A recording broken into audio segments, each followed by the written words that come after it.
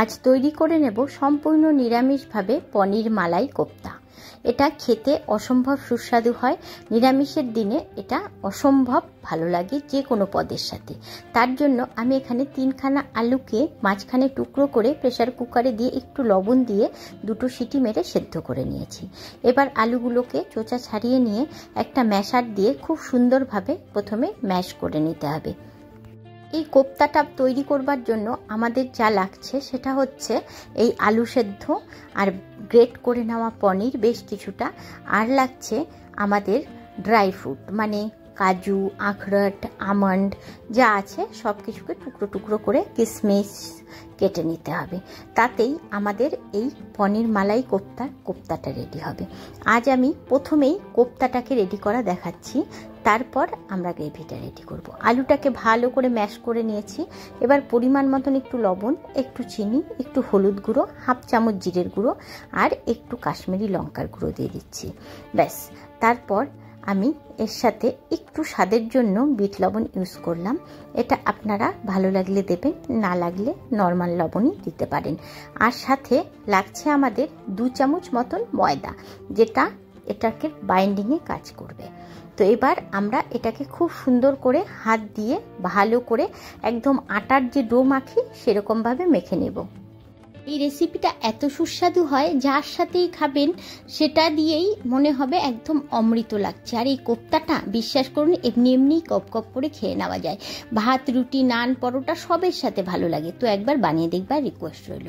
যাই হোক, এবার আমি বেশ কিছুটা ছানা হাত দিয়ে গুঁড়ো করে নিয়েছি। তার সাথেই এবার আমি দিয়ে দিলাম 1 মুঠো নারকেল কুড়ো। এটা আপনাদের ঘরে থাকলে দেবেন, না হলে স্কিপ করবেন। আর সাথে দিচ্ছি 1 মুঠো কিশমিশকে ছোট ছোট টুকরো করে নিয়েছি সেটা, আর তার সাথে আখরোট, কাজু, আমন্ড সব কিছুকে গুঁড়ি গুঁড়ি করে টুকরো করে নিয়েছি সেটা দিলাম। ঘরে যা ড্রাই ফ্রুট থাকে সেগুলোকেই ছোট ছোট টুকরো করে এভাবে ছানার সাথে বা পনির এরকম হাত দিয়ে ম্যাশ করে নিয়ে তার সাথে মিশিয়ে সুন্দর করে মেখে নিতে হবে। আচ্ছা, এর সাথে কিন্তু আমি পরিমাণ মতন একটু লবণ আর একটুখানি চিনি অ্যাড করেছি, যেটার জন্য এটার ভিতরেও স্বাদটা ব্যালেন্স থাকবে। তাই লবণটা আর চিনিটা কিন্তু পনিরের মধ্যে অবশ্যই দিয়ে মাখতে হবে। ঘরে তৈরি ছানা যেমন খুব সহজেই সুন্দর মেখে নেওয়া যায়, বাজারের তৈরি পনির কিন্তু একটু ভালো করে ডলে ডলে মাখতে হবে, না হলে কিন্তু এটা সফট তৈরি হবে না। তাই অবশ্যই বাজারের পনির হলে ভালো করে হাত দিয়ে ডলে মেখে নিতে হবে। রেসিপিটা কেমন লাগলো কমেন্ট বক্সে কিন্তু অবশ্যই জানাবেন। আপনাদের কমেন্ট পড়তে আমার ভীষণ ভালো লাগে। এই কমেন্টগুলো পড়ে আমি মনে অনেক জোর পাই আপনাদেরকে সুন্দর সুন্দর রেসিপি তৈরি করে দেখাবার জন্য। বিশ্বাস করুন এই রেসিপিটা বানিয়ে খেলে বাড়ির সবার ভীষণ পছন্দ হবে, বাচ্চা থেকে বয়স্ক সবার ভালো লাগবে, আমি কথা দিচ্ছি। তো একবার বানিয়ে দেখবার অনুরোধ রইল।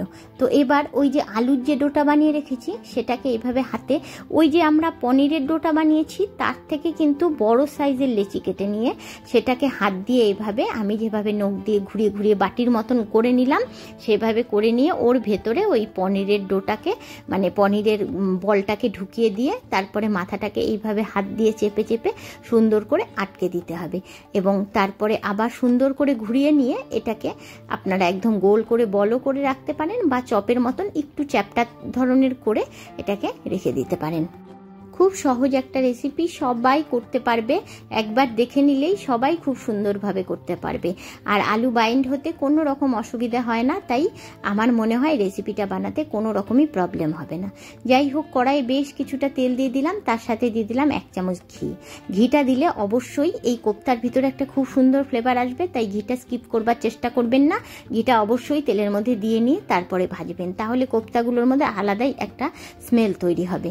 তো এইবার গ্যাসের আঁচটা মিডিয়াম করে দিয়ে আস্তে আস্তে এভাবে সাইড থেকে তেল দিয়ে দিয়ে কোপ্তাগুলোকে একটু প্রথমে ভেজে নিয়ে তারপর 2 মিনিট পর এটাকে কিন্তু উল্টাবো। প্রথমেই কপ করে উল্টাতে গেলে কিন্তু ভেঙে যাওয়ার চান্স থাকবে। 2-3 মিনিট এক পাশ যখন বুঝবো যে ভাজা হয়ে গেছে তখন এটাকে আস্তে করে উল্টে অপর পাশে দিয়ে দেব। তো এইভাবে আমি 3টে করে কোপ্তাগুলোকে ভেজে নিয়েছি। রেসিপিটা যদি ভালো লাগে বন্ধুরা একবার অবশ্যই আমার চ্যানেলে লাইক করে দিও, বন্ধুদের সাথে প্রচুর শেয়ার করবার অনুরোধ রইল। আর আমার চ্যানেলে নতুন বন্ধু হয়ে থাকলে চ্যানেলটিকে প্লিজ সাবস্ক্রাইব করে দিও। আর আমার চ্যানেলে কমেন্ট করতে কিন্তু ভুলো না তোমাদের রেসিপিটা কেমন লেগেছে, বা তোমরা কে কে এরকমভাবে বানিয়ে খাও, সবটাই আমরা জানলে আমাদের ভীষণ ভালো লাগে। তো এইভাবে আমি কোপ্তাগুলো ভেজে নিয়েছি এক এক করে, এবার তেল ঝরিয়ে তুলে রাখছি। কি দেখেই জিভে জল আসছে কিনা, কোপ্তাগুলো অসম্ভব সুস্বাদু হয় বন্ধুরা, মানে কি বলবো, তোমরা যে নিরামিষ আলুর চপ খাও তার থেকেও দুর্দান্ত হয়। ভিতরে কামড় দিলে আলাদাই একটা ফিলিংস তৈরি হয়, পনির তারপরে ড্রাই ফ্রুট সব কিছুর একটা আলাদা টেস্ট পাওয়া যায়। যাই হোক, এবার গ্রেভিটা বানাবো। তার জন্য এখানে আমি 2 চামচ পোস্তকে আগে থেকেই ভিজিয়ে রেখেছিলাম, সেটা নিয়ে নিলাম, আর দিয়ে দিলাম 2 চামচ নারকেল কোড়া। আবারও বলছি, নারকেল না থাকলেও কোনো অসুবিধা নেই, নারকেল কোড়াটা স্কিপ করে নিতে পারো। 4টে কাঁচা লঙ্কা দিয়েছি, বেশ কিছুটা কাজু দিয়েছি, মানে 8-10টার মতন, আর তার সাথে দিয়ে দিচ্ছি একটা বড় সাইজের টমেটো। বেশ সুন্দর করে গ্রেভির জন্য আমরা যে মশলাটা রেডি করলাম সেই গ্রেভির পেস্টটা তৈরি হয়ে গেছে। কোপ্তাগুলো ভাজা হয়ে গেছে। এবার ওই তেলেই ফোড়নে দিয়ে দিচ্ছি 2 এলাচ, 2 টুকরো দারচিনি আর কয়েকটা গোলমরিচ। ফোড়ন দিয়ে সুন্দর করে গরম করে নিয়ে গ্যাসের আঁচ একদম কমিয়ে দিয়ে আমরা মিক্সার গ্রাইন্ডারে জারে যে মশলাটা করে রেখেছিলাম সেটা ঢেলে দিলাম। এবার আস্তে আস্তে সেটাকে বেশ কিছুক্ষণ নেড়ে নেড়ে কষিয়ে নিই। আর সব থেকে বড় কথা কি বলো তো বন্ধুরা, মানে ঘরে যদি অল্প পনির বা অল্প দুধ আছে ছানা করে নিয়েও কিন্তু এই রেসিপিটা বানাতে পারো, আর কিছুই লাগবে না। ঘরে আমাদের মোটামুটি আর বাকি সব জিনিসই থাকে। পরিমাণ মতন একটু লবণ আর 1/2 চামচ চিনি দিয়ে দিলাম। মিষ্টি যারা একদম খেতে অ্যাভয়েড করো তারা এটা কম করে দিতে পারো, 1/2 চামচের বদলে 1 চিমটি দিতে পারো, কিন্তু মিষ্টিটা একটু দিলে মানে নিরামিষ রান্নায় মানে কোপ্তার গ্রেভিটার টেস্টটা ভালো আসে, তাই মিষ্টিটা দেওয়ার চেষ্টা করো। ঢাকনা দিয়ে ঢেকে মিনিট 2 রেখে দিয়েছিলাম, তাতে ওই ছিটকে যে ওঠার ভয়টা সেটা একটু কমে যায়। তারপর একটু গোলমরিচ গুঁড়ো দিয়ে দিলাম, আর তার সাথেই দিয়ে দিচ্ছি একটু শাহি গরম মশলার গুঁড়ো। এবার আমি এটাকে আবার সুন্দর করে ভালো করে মিশিয়ে নেব। গ্যাসের আঁচ কমিয়ে দিয়ে আস্তে আস্তে নাড়বো, যাতে এই মশলা থেকে একদম সুন্দর তেল বেরিয়ে আসে। যদি নাড়তে নাড়তে মনে হয় যে মশলাটা ছিটকে উঠছে উপর দিকে, নাড়তে অসুবিধা হচ্ছে, তাহলে তোমরা গ্যাসের আঁচ কমিয়ে দিয়ে ঢাকনা দিয়ে ঢেকেও এটাকে কষিয়ে নিতে পারো, কোনো অসুবিধে নেই।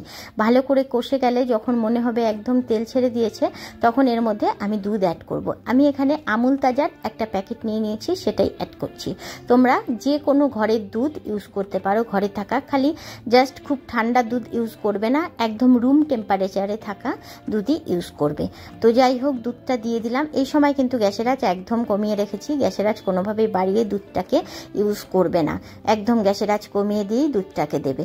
তারপর যদি তোমাদের মনে হয় গ্রেভিটা খুব পাতলা হয়ে গেছে, দুধ কম পড়েছে, তাহলে তোমরা এখানে কিছুটা ফুটনো জল ব্যবহার করতে পারো। আর না হলে এটা তো একটু ঘন ঘন টাইপেরই গ্রেভি হবে, খুব মানে পাতলা গ্রেভি হলে এটা ভালো লাগবে না, তাহলে দুধ দিয়েই সম্পূর্ণ গ্রেভিটা করে নেবে, তাহলেই ভালো লাগবে। সুন্দর ফুটে গেছে গ্রেভিটা।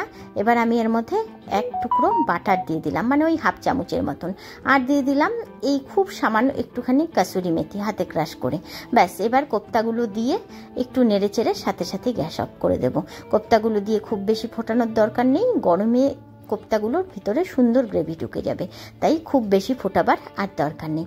তাহলে আমাদের রেসিপিটা একদম রেডি হয়ে যাবে। বন্ধুরা, আবারও বলছি, ভালো লাগলে অবশ্যই আমার চ্যানেলটিকে সাবস্ক্রাইব করে দিও।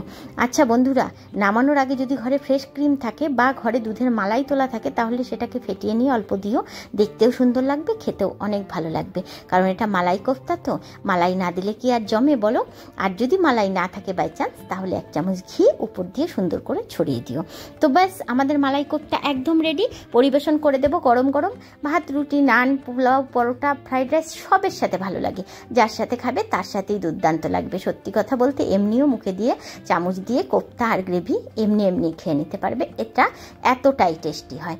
দেখো, আমি ভেঙে দেখাচ্ছি এটা কতটা ভিতরে মানে কতটা সফট হয়েছে, আবার ভিতরটাও খুব সুন্দর। ভিতরে পনির আর বাদামের লেয়ারগুলো মুখে পড়বে যখন, অসম্ভব সুস্বাদু লাগবে।